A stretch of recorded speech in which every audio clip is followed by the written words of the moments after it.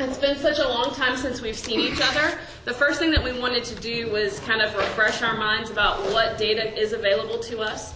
And our goal today is to begin to think about that in terms of getting ready for next year. How can we use the information that we get coming in to help us prepare for making sure our kids are in the right classes for next year?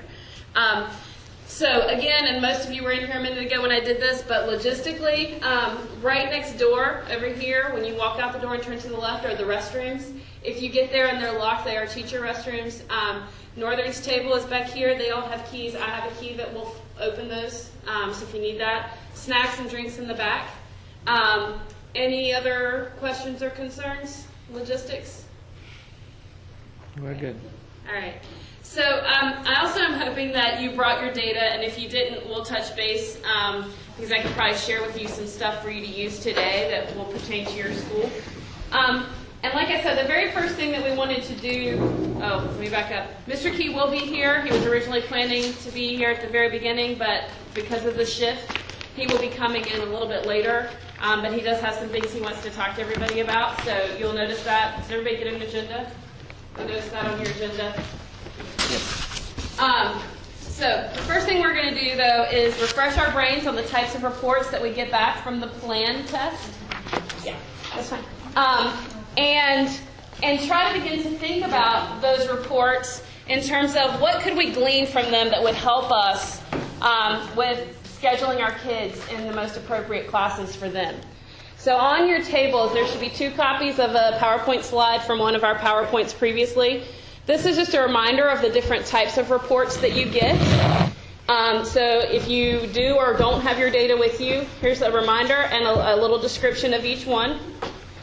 And what I want you to do at your table with your school and or across schools, if you're here by yourself right now, is think about what's in each of those reports and how you might use those reports to help with strategic scheduling of students. And we have a digital tool that we can use to begin to post some things up on the front, and that you will also be able to access and have a record of all of the suggestions that are put out by each school. You do not have to have an account to log into this and post to this wall, but this is a wall that I created digitally for today's meeting, and I can come around and help you with the website. It's padlet.com/wall/DPS data team and then today's date. But I'll come around and help you. And all you have to do is double click in the center or anywhere on this blackboard. Do you want to do something? I just did. You double click and it pulls up a little sticky note that you can post here on this wall. And so what we'd like is your school's name or initials and what report you're looking at, and then one way that you might use that report. And if you have 3 or 4 ways you might use that report, just post 3 or 4 sticky notes. Does that make sense? So I'll help you with the technology. Is the task clear? You're going to look at the reports that you get from the plan. You're going to think through how you could use these reports to help with strategic scheduling. Some of these reports you may not use at all for strategic scheduling, so you can just gloss right over those if you don't see a use for them. But think through how you might use them and what you as a school, what's a task you as a school, what's one idea that you guys could share to the whole group about how you might use this report. Does that make sense? Okay, so we're going to take about 10 minutes or so, give you a chance to sort of warm up, meet your new partners in crime if you aren't here with the full team, and we'll check back in about 10 minutes and look at what everybody's been producing. Okay, so we find out what kids want to register in. We can look at the list for this biology course or for this English class and see, are these kids in that class? And if not, does the rest of their data support maybe us encouraging them and reaching out to encourage them to be in that class? So I'm not in any way, shape, or form trying to stand here and say, 1, that this is your only data point, because it's not, or 2, that this is going to solve any problems on the front end. It's just a way, as maybe a checks and balances, maybe to go back and look and make sure there aren't some kids that keep slipping through the cracks that maybe we need to be encouraging. I'd like to share out, those of you that have your computers can look on your screen. So there was some conversation about using those student score reports to help students take ownership of their own progress and use it as a guide as they begin to pursue their future. So having the students begin to look at it, making sure they understand what's in it, and what their score report's telling them, so that they can make some good choices up front for scheduling. And I do know that I had some counselors. Do we have anybody from Southern here? I don't think I saw anybody. So I do know I had some counselors last time from Southern who really wanted us to do a whole session on that. And Ms. Hardenstein and I attended a session in January that was all about helping students understand their score reports. And so we hope to be able to offer that and help you guys, if you don't already know, those who are interested, learn more about those score reports and how they can use them with their students. So another one that was mentioned was those early intervention rosters. So those are the rosters that a kid maybe indicates they are planning to drop out, or they have no post-secondary plans on the self-reported survey data, but they have real high scores. So they may go on an intervention roster for you to look at, sort of dropout. Or the reverse of that. A kid may plan, indicate that they have plans to be a doctor, and they're going to go to college and be a doctor, but their scores in math and science are very, very low. So there are some things that ACT has already pulled out for you and created lists for you like that. And so using those rosters to create collaborative groupings or for differentiation. So another school indicated the student list report could identify individual student factors that you might want to consider for creating the schedule for the student. So looking at those and that student list report, that just literally is a list of every student and their scores. Is that correct? I don't have one in front of me. Is that where it just lists each kid and their scores, one after the other? The student list report. We don't have one of those. Yeah, the student list report has each kid and their score along with the percentile for each score in each area. Okay. And then a projected ACT score. Okay, and it comes as a printed copy. So the other thing about this student list report and using it that way is that data is also available on your CD once you have your password and convert it to an Excel document, so that you don't have to keep flipping through that one paper copy. You can begin to use the technology within Excel to filter and begin to eliminate some students, so you're looking at the group of kids you want to be looking at that time. So it's the same information as in that student list report, but keep in mind there's a digital version that you can manipulate to help you cull through that data faster. So item response summary report. I'm talking about using that to see what areas we are weak in and to determine the necessary levels of the sections. For example, we need, if our scores are lower, we may need less honor sections and more standard sections, or if they're higher, we may need to push it. So looking at it from a global school perspective, and then assess school needs in terms of the classes that need to be taught or focused on. So using that as a way to look at it from a school perspective, where are we? Another one about the student list report, keep in mind that's also in the digital format on your disk. Evaluate for high-level class placement. Focus on classes that are supported from the test and career data, and then identify areas that require additional work and tutoring. Another idea from the student list report is to compare the percentiles to the EOGs or the EOCs or the final exams, North Carolina final exam percentiles, to see the potential for honors or AP work and identify support needs. Early intervention rosters more effectively place students in classes that line up with their intended career plans. So again, catching those kids that maybe are mismatched in their interests and the courses that they're pursuing at this time. And then one more, with a lot of them, the item response summary using it school-wide areas, which we talked about, intervention rosters, college planning discussions. The profile summary report, again, looking at school-wide areas for improvement. And then that student list report, supplemental data for using in combination with scores, testing data, grades in the classes, and such to identify targets for interventions. Okay? So a lot of different ways that we can use this. If we're talking about strategic scheduling, we can look at it from the perspective of the whole school, but we can also look at it from the perspective of each individual kid. Summing it up, we had some people saying we educate our students on what their score report means. so that they can begin to make good choices and when they look at their own scheduling. But we also can begin to generate some lists to help us on the back end make sure that we're encouraging kids to take more difficult courses and making sure that kids are matched in the right place. Again, I want to repeat, this is not our only data point, right? But this is the data point that we have right now that we're looking at and focusing on today. So there are other things that will come into play when we talk about strategic scheduling. What I'd like to do then is give you guys some time. Mr. Key should be here in probably about an hour. Give you guys some time to begin to work with your data and generate some of those lists. Or if you don't have that data here with you today, you can begin to talk about who you need to get in touch with, what kinds of filters you want to put in place to get those lists. So it's basically work session time with your team, whoever may be here for the next hour or so.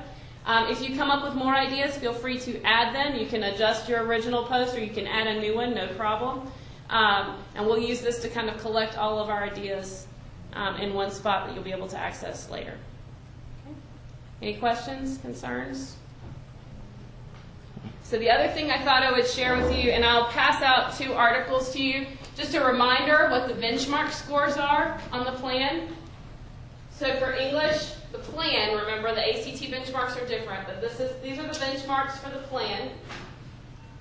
And these scores indicate that if the student continues as they perform here, if they continue to perform in this manner on the ACT, then they will be expected to have a 50% or higher chance of getting a B in the college level course, or a 75% level chance or higher of getting C. That's how ACT defines these benchmarks.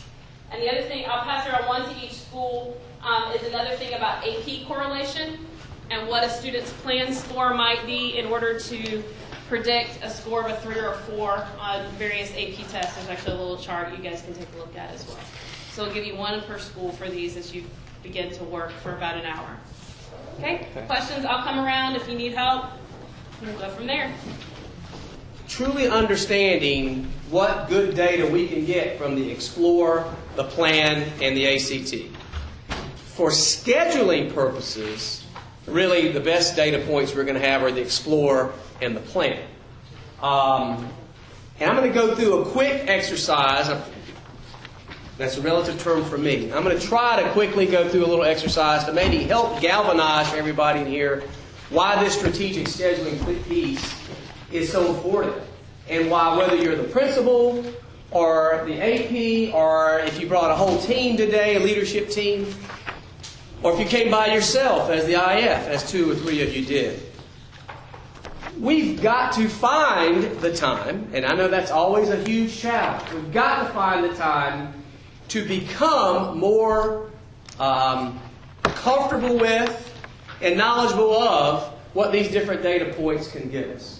Because there are 2 huge pieces here that can make a big difference in whether or not our students are being successful or not. The first is with, and Joan Harrison, I just happened to see Joan when I was coming in, she says, you know, this stuff really, our teachers need more of this. Our teachers need to see some of the strengths and weaknesses and interests of our students. It would help the teacher better connect with the students, but also maybe help the teacher have a better sense for what they need to be focusing on in the classroom, more of or maybe less of. It also will help, so it'll help teachers, it'll help counselors, it'll help principals, it'll help everybody in terms of meeting the needs of the students. So I don't want us to get away from, again, I realize how overwhelmed, I think I know how overwhelmed people are, and I think I know how crucial it is. When are we going to find the time to do this? We've got to make the time. And I want all of you to take the leadership roles within your schools of making sure that you've created a team, whether it's a team of 3 or a team of 5 or a team of 8, but a team that decides we're going to become the experts in our school on this day. And we're going to champion it, we're going to promote it, we're going to need other people to become more familiar with it and realize the power there is within this data. So I do think it can make a difference individually for teachers and students. On a bigger picture, though, it can so much help us with our strategic scheduling. Okay, now, I'm going to give you some examples here in a minute that I need to be transparent and share with you that it's not going to be applicable to everybody. some of the big, for most of you in here it will be, but if I'm Chuck Nolan, Dr. Nolan at Middle College High School, the way he schedules his school is very, very different from Northern High School. He has only juniors and seniors, and they end up taking the remainder of their high school courses, and then they start taking a lot of college courses. And he's the master at scheduling his school. What I'm going to talk about with you guys in just a few minutes may not be quite as applicable to what Middle College High School needs. Okay? I was just having a conversation with Lakeview. You know, Lakeview has a master schedule. They're 4x4 school. But they have kids coming in and out of the school all year long. So that makes it pretty challenging for them as well. Then you throw in the mix, well, Jordan is an AB. DSA has a year-long 7-period day. So a lot of what I'm going to talk about, especially the example, is going to be more of a 4x4 example. But the idea of the scheduling piece in general, it doesn't matter. It doesn't matter what kind of schedule you have. And I'm going to say Joan's name again. Joan's one of the best schedulers I know, period, in North Carolina and Durham. And so some of this actually probably came from her in terms of, again, big picture. I'm not here to talk to you about how to schedule a school using Sims or NCWise or Power School. That's not it. I want to make sure that you go back to your schools and manage up, down, or sideways, however that needs to look, to ensure that we are being more strategic with how we pull together a schedule. So again, I'm going to be transparent one more time. The last few years, as a district, as an area, we had gotten much better at being real thoughtful and intentional about the types of schedules we were building and which students we were putting into different classes. The last few years, we've gotten much, much better at being real careful about who taught what and when it was taught and which students were put in those various classes. This past year, overall, I think we lost a little bit of that. Now, that's not true in all schools, and it varies from school to school. But I want you to think about something so you'll know I'm not trying to be critical. I'm not trying to be critical. Bear in mind that one of the reasons we were able to get better the last few years with strategic scheduling is we were able to get more data. We had EOC data. We had EOG data from students coming from 8th grade to 9th grade. We had still the Lexiles and other forms of data. But this past year, we didn't get really good data till November. It was too long, too late. And then also, we were, of course, transitioning from NCWise to Power School. And so I think it varied from schools. Some schools, quite honestly, were doing the best they could just to make sure students were scheduled, period. And they were ready to open school. And we didn't have kids with lots of holes in their schedules or no schedule at all. So preparing for 2012-13 was a tough challenge for all of us. But I will tell you, one of the reasons that we really saw gains with graduation cohort rates, EOC scores, growth,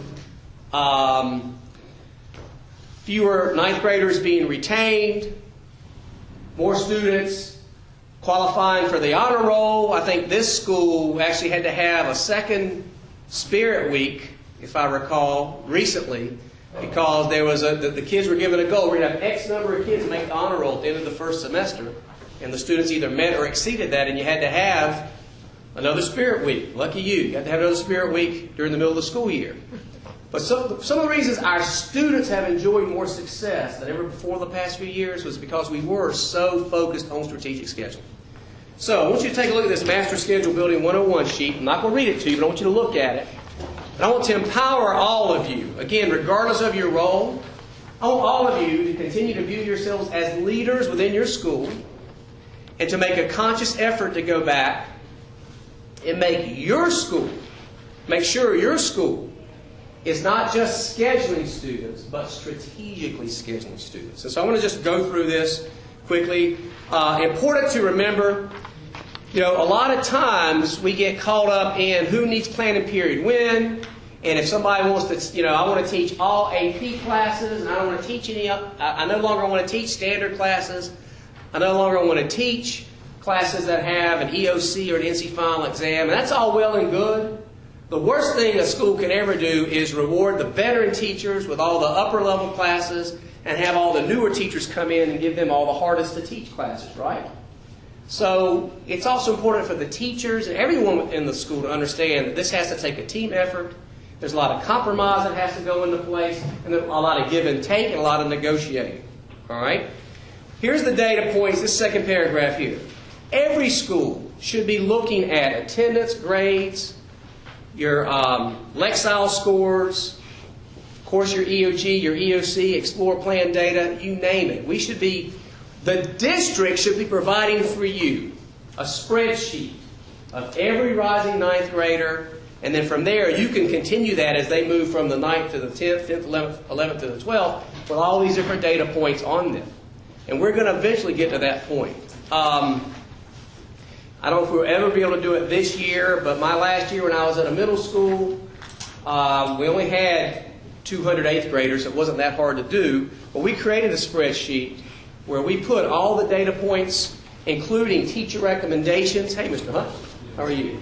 You know, telling teachers, here's a kid who doesn't want to take honors but should be taking honors. Here's a kid who really needs to be kept separate from these other kids if you can do that. Here's a kid who, anyway, we gave as much information as we could. The district's going to have to start providing that for our schools.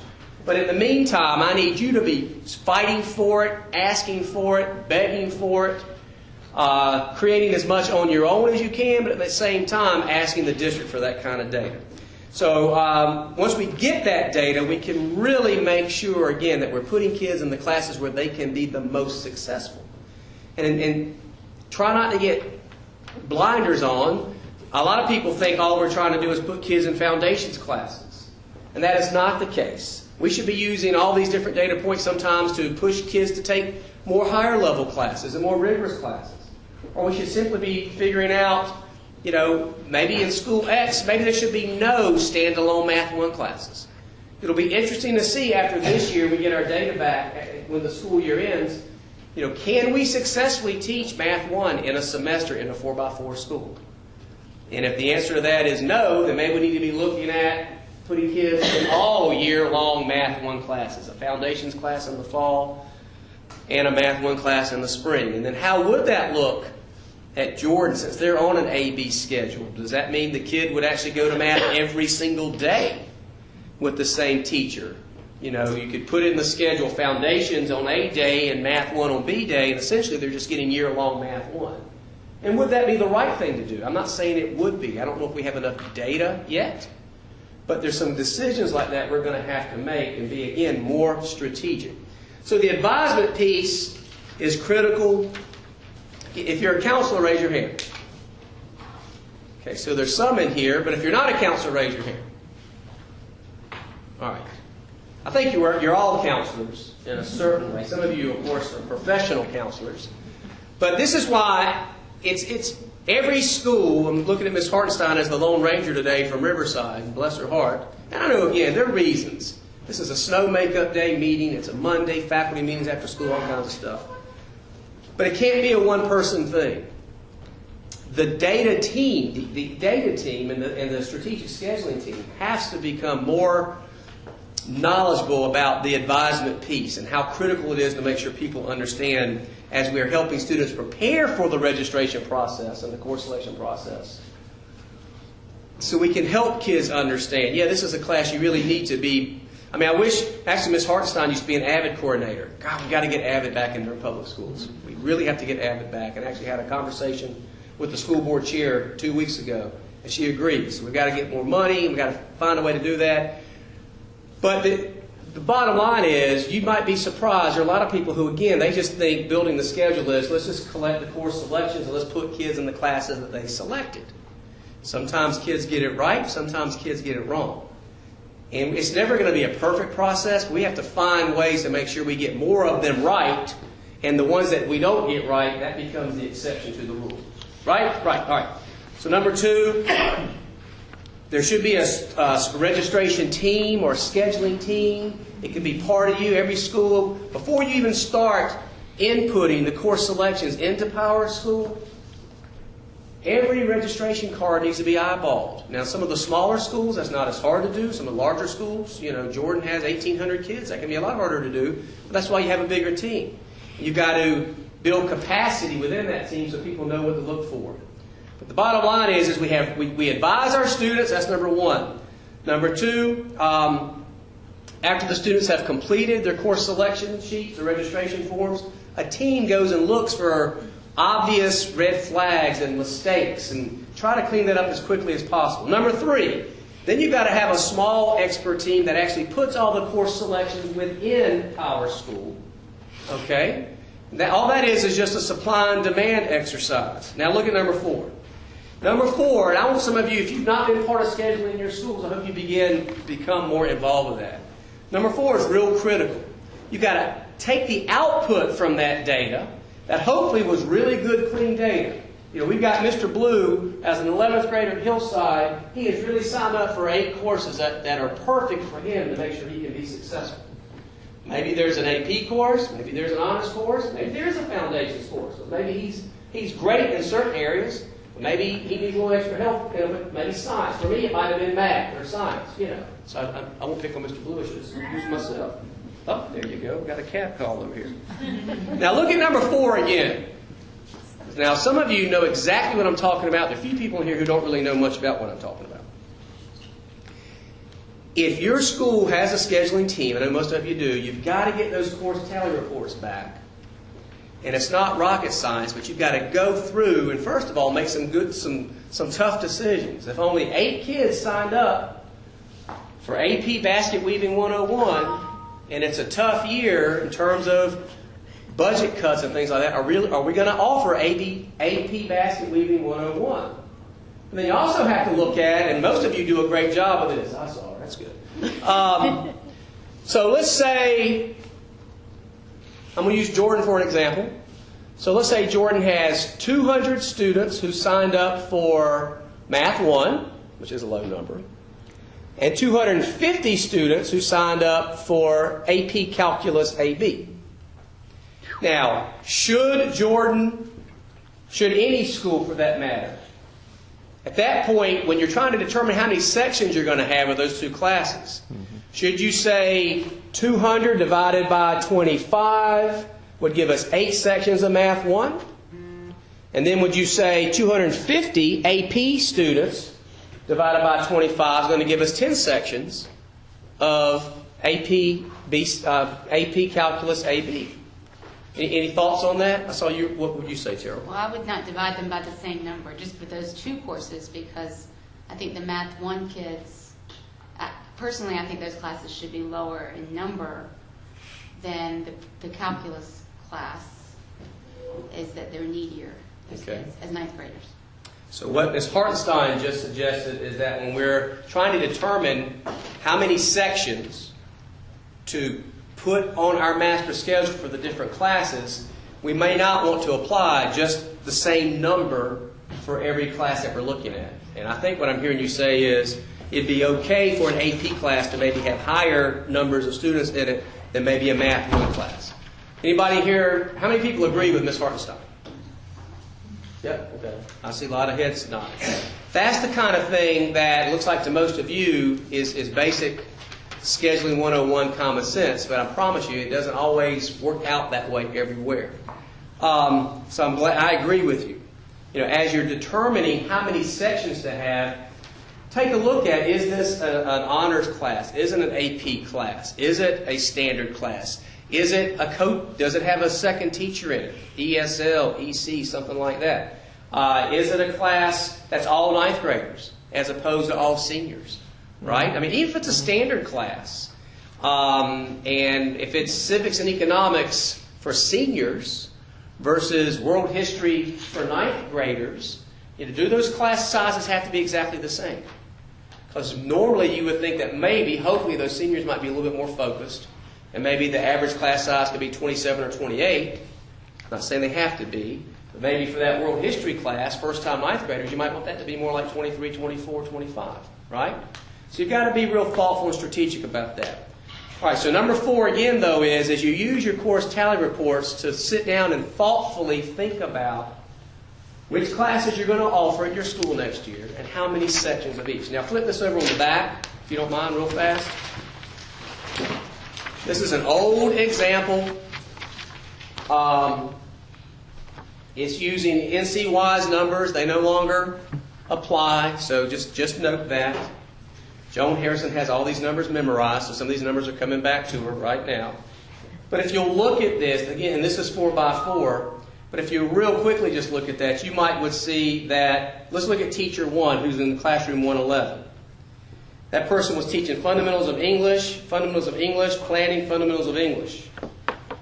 And then in the spring, that person had planning, English 1, English 1, English 1. Now notice, English 1 is no longer an EOC class. Just off the top of your head, what might be happening with that particular teacher? Now I know, and I also know that what I'm going to say, there's varied schools of thought about whether or not it's always the best thing or even fair for a teacher to keep the same groups of kids all year long. But typically, if we have a foundations class in the fall, we want those students to stay with the same teacher in the spring. Again, that doesn't work for every situation. It doesn't work for every student. But you've got to have a schedule in place if that is what you're trying to accomplish as a school. And I think that is what we should be accomplishing as schools. You've got to have a schedule in place that's going to make that work. Look down at lesson planning pretty good. look down at the teacher who's in room 114.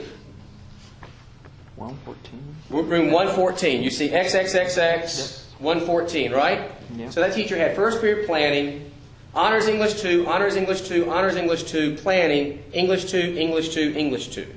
So they had honors English 2 in the fall, English 2, standard English 2 in the spring. English 2 is an EOC course, right? Nope. So I'm going to ask a question.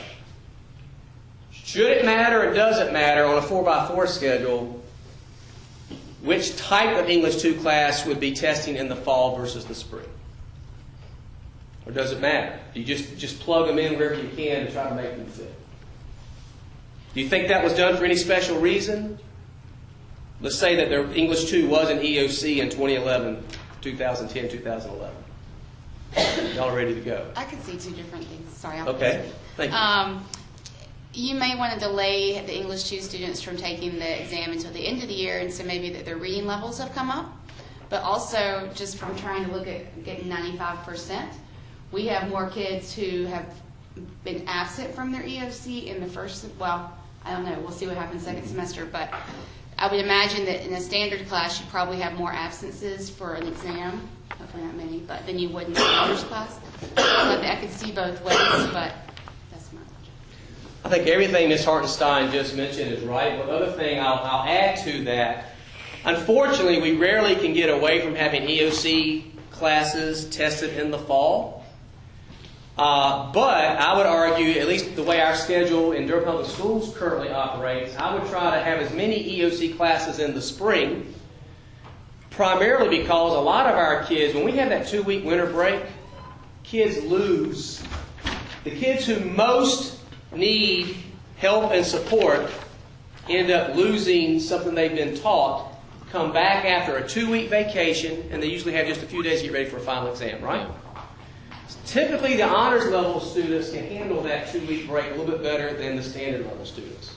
It's a simple example, but it's a real example. It's a real example of, again, thinking about where you're putting those classes that kids have to graduate, and those classes that we're being held accountable for with the READY model, the NC READY model, okay? So things I would say you want to think about would be, especially for EOC classes, which ones would be better served in the fall, which ones would be better served in the spring. Sometimes you even may want to get to the point of, should we have any Math 1 classes at first period? I mean, maybe you can't avoid that, but I know in some of our schools, I just had a conversation with a principal last week at one of their schools, and they have a horrible attendance problem with first period. By second period, especially with the 9th graders, the repeaters, the kids who need the most help, the kids who are struggling the most in school. So they thoughtfully tried to figure out a way to not have any of a particular type of class first period. Because by second period, they said most of their students were there. Those are just examples of strategic scheduling and not just throwing the schedule together, throwing kids into the classes, and making sure that, we're getting the most bang for our buck. All right, flip it back over. So back to number 5. Again, bless you, my God, Miss Williams. Thank you. Thank you. I think we needed that, though, so thank you. Sorry. You may have done that on purpose. I appreciate it. I'm not. Bless you again. Sorry. Thank you again. You're saving me a little bit. I appreciate it. Sorry. I'm not saying every school has to do this, but I think most schools are now doing some kind of version of this. What you see here on the back, this is basically a bless you. This is a master schedule for one department. Right, yeah. Again, I know there's some principals in here and they may disagree with this, but I believe that after you finish running your course tallies, give it back to the department first and say to the department, based on our numbers, we need 12 sections of this, 11 sections of that, 15 sections of this, 4 sections of that. Give it back to the department chairs in the department and let them, but give them some parameters and say, okay, who should be teaching these different classes, when and where. Now, here's what's real important though. There should be a lot of training. Training may not be the right word. There should be a lot of conversation on the front end about we're not just trying to give people what they want. I think I strongly believe in empowerment, but I believe that empowerment needs to be, but look guys, if you're the best teacher, maybe 50% of your classes can be AP, but maybe 50% of your classes need to be one of our EOC classes or a class of lower level students. Maybe it's an inclusion class. And I know lots of examples in schools where that's the case, where a really great, strong teacher spends part of their day teaching upper level, older students, but the other part of their day they spend teaching, ESL, EC, inclusion teachers, they're co-teachers, it's a co-teaching model. Spread the wealth around so that people get varied experiences, but also so you're giving your students the best opportunities possible to be successful. You had a question? Yes, ma'am. Just out of curiosity, and this may not even be the meeting to discuss this, Uh-huh. but where's the district in terms of using teachers' value-added data? Because we've just gone through that process of doing the teacher verification standard 6 now, where we're having to. Is there a big push to use that data for strategic scheduling at this point? There should be This is all student data, so what about the teacher data? Well, most principals have just gotten that data recently. I think that's something we should be doing, but I also think there's a lot we still have to understand. Let me say it that way. I think any data points we get, we need to use. I mean, when we first started, and I'll say when Amy Davis, here's the easiest way to answer your question. When we started our first Saturday Academy program 3 years ago in the fall, we used EVOS value-added data from every teacher in the district to go out and recruit teachers. We didn't just call teachers that we knew, hey, do you mind doing Saturday Academy? We looked and analyzed, we looked at the data and analyzed and said, okay, let's call teacher X at Hillside and teacher Y at Northern and teacher Z at Jordan. And of course, we ended up calling all the, and right now we've got a great team of teachers that are working at Saturday Academy. But we started by going to the data. So yes, we encourage that. The only caution I'm going to throw out there right now is that I still think at the state, district, and I'm sure school level, a lot of us are still trying to figure out exactly what some of these data points mean. And so I think they would be good to use, but I wouldn't over-rely on them yet until we get a good handle on how valid they are and exactly what they're telling us. The reason I ask is because I know a lot of times, teachers see it as punitive when they're asked to teach lower level students, when in fact that may be the group of students they get the most Right, work on. absolutely. So it's a good talking point to say, hey, this is what the data shows. Right. It is, but you also need to have that give and take. I mean, I had to have some of those conversations while I was a teacher saying, I absolutely need you to teach, at the time, Algebra 1, because this is where you have the best success. However, I know So I'm also going to ask, I'm also going to schedule you for this class as that kind of balance and give and take. Because it's not fair to put our most inexperienced teachers with our most struggling students. The veterans are the veterans, and we need to utilize that to our advantage, but also, too, that data component, we need to have a give and take. It can't just be one-sided as far as how you schedule. And go back to the teacher in room 111 again. I actually missed the piece, the point I wanted to make with that. Sneezing kind of distracted me a little bit, which is, she left, darn, which is a lie, because I was doing that before she was sneezing. So part of the point I was trying to make there, I wanted to make 2 points. One, if we can find a teacher who connects real well with students who struggle and is really great at building strong relationships and has the data to show that these kids are going to be successful, by all means, we want to keep the kids with that same teacher for a whole year. But what might not be wise is having a teacher do that 3 times all year long. This was not. I actually had Amy Bass go back and create that one. This is not a real schedule. 111. That classroom teacher room 111. That was not a real schedule. So the flip side of that is you may find a teacher that's being really great with kids who struggle, and so you give him or her 25 of those kids they're going to keep for the whole year, but you might not want to do it with 75. So I wanted to show you as an example of don't burn out teachers in those situations, and that's what Amy just said. So that teacher would have that fundamentals of English 1 and then that English 1 maybe second period for the whole year, but the trade-off, maybe that teacher's also teaching an AP class or some honors classes, because that would be a tough schedule. And that was the point. I'm so glad, Amy, you helped me remember that. That would be a really tough schedule for a teacher. So the piece here is, and I know I need to wrap up, wish I had all day. This can be powerful if you can empower your teachers to take ownership for their department's schedule, provided they understand the nuts and bolts of scheduling, provided they understand the give and take, provided they understand at the end of the day we're trying to create a schedule that's best for students, and provided they also understand that there might be 15 different iterations of this. They may turn something in May. The English department may turn this in May, and by the time mid-July rolls around, it's changed 15 or 20 times. So they also need to understand that we want input, we want to empower teachers to really have some say in what's going on, but just know that it's probably not going to stay exactly the way people want it to be. If teacher X is begging for fourth period planning, teacher X may not end up getting fourth period planning. Right? Okay? All right, let's go turn it back over again.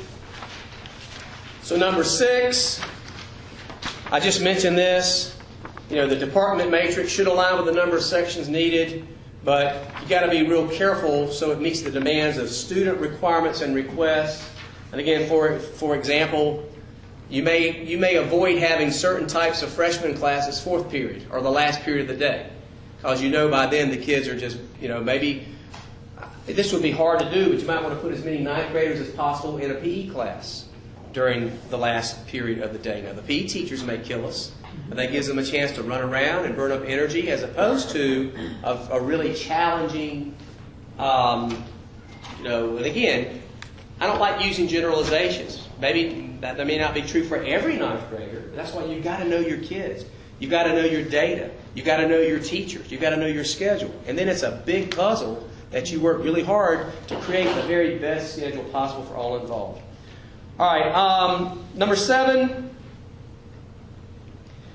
definitely early on in the game, work with your principal and work with your counselors and work with your scheduling team to identify up front when some of these co-teaching classrooms are going to be, or sections are going to be held. All too often, they're left to the end, and we're going to have an inclusion class, first semester, third period, and we're not quite sure. We're going to ask Ms. Shermer to teach it, and we're going to ask Ms. Green to be her co-teacher, and Ms. Shermer and Ms. Green don't even know each other. Okay? So I'm really going to kind of hit 7 and 8 together. Be proactive. Go ahead and plug in your schedules first, when you have those most difficult classes to schedule or those most critical classes, go ahead up front and decide, when are we going to have inclusion classes and co-teaching classes?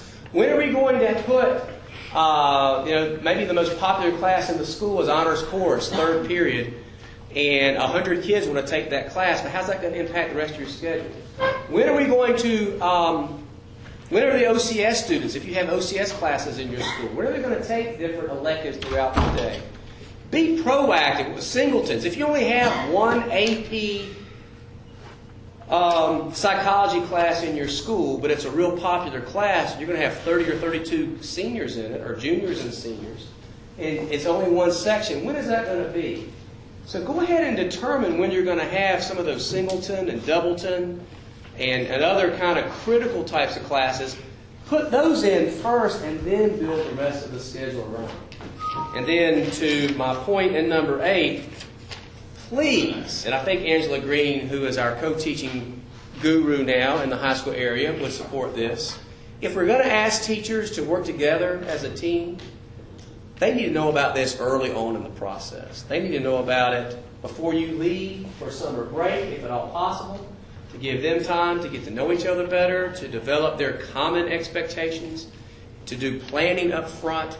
All these scheduling things are so critical and so important. A lot of proactive thinking and planning has to go in there.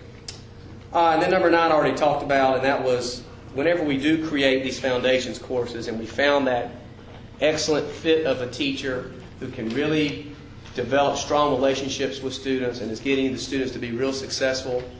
Kids who struggle in certain classes, those kids need to stay with the same teacher throughout the whole year. Okay. Some of you are bored to tears because you already know this stuff and you wrote the book. Some of you are hearing it for the first time. We're trying to build some capacity.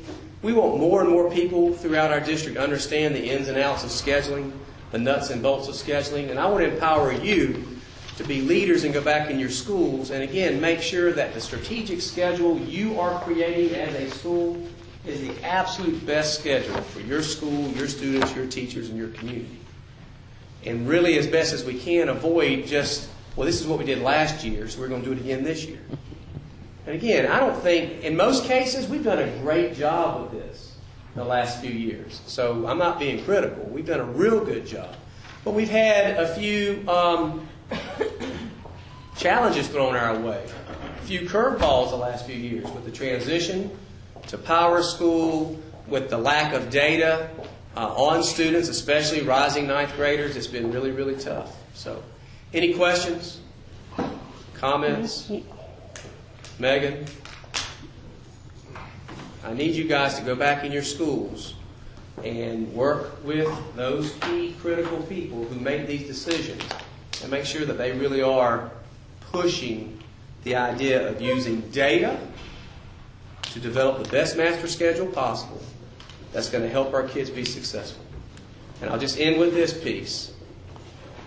At the end of the day, what we're really trying to do is make sure that we graduate our first-time 9th graders in 4 years, on time, of course, successful in an area so that after they do graduate, they've actually got a plan in place. They're not just getting a diploma that says, and in their mind they're saying, well, so what? I've now had this diploma. And how we start that master scheduling process for kids who are currently in the 8th grade, it truly does have a huge impact on how those students are looking by the time our 8th graders right now are seniors, 5 years from now. Okay? All right. Thank you for indulging. I really appreciate that. Give me a chance to share some of this information.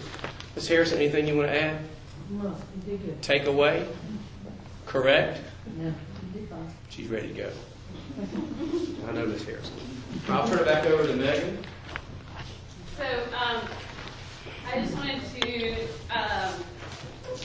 offer myself, if you guys, those of you that don't have your data discs, or if you're having trouble getting into your data discs, I'm more than happy to try to come and help you.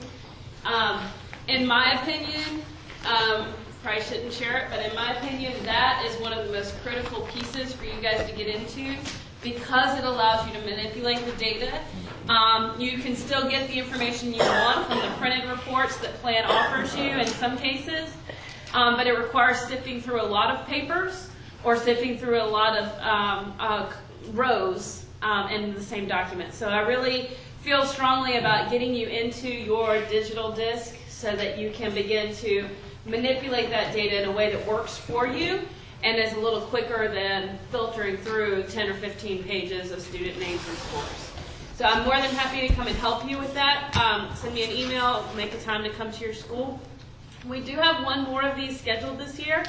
It will be April 1st, and that's not an April Fool's Day joke. It will be April 1st. It will be at the Staff Development Center. So I know we've had a struggle, like at our last meeting, I think somebody asked when's the next one, and we're having a struggle finding a location.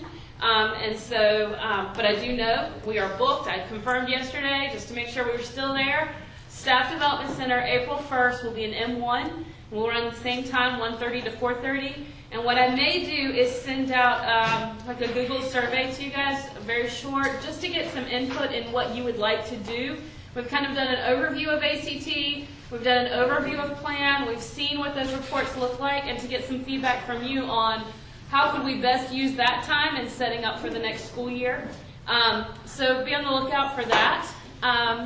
And then know that you can access this. I'm not going to delete anything. I may go and break some of these up using your words so that each one, I can sort them by the type of report. So that if you're looking for, well, what do I do with that student list report, you can go and see all of them in one spot. But other than that, all of this will be kept here. All of this information will be kept here. And I did want to add one school thought, one more thing. That item response summary report, when you guys, whoever, and I know this is a challenge materials-wise, but wherever those materials come, when they come back to you, it includes a released copy of the planned test that your students took. It actually includes 2 copies. So you can take that item response report, you can break it up and take the English test page, take the subtest from that released test, hand it to your English department or your English 10 team or whoever is working with that particular group of students. The whole department can look at it and say, okay, let's look at number 14. What was the real question? How did our students perform? We had 46 kids answer correctly, but we had 23, which is a big chunk, who answered the wrong answers. Why? So it gives them some content stuff when you guys are looking at that school, the bigger picture school curriculum piece. So, resource here, I'll be emailing you with your ideas and things that you would like to see happen as we move forward with our next steps. Next meeting, April 1st. If you guys need me, let me know. That's it. Go home. We'll see ya. All right, Ms. Wright. Boss.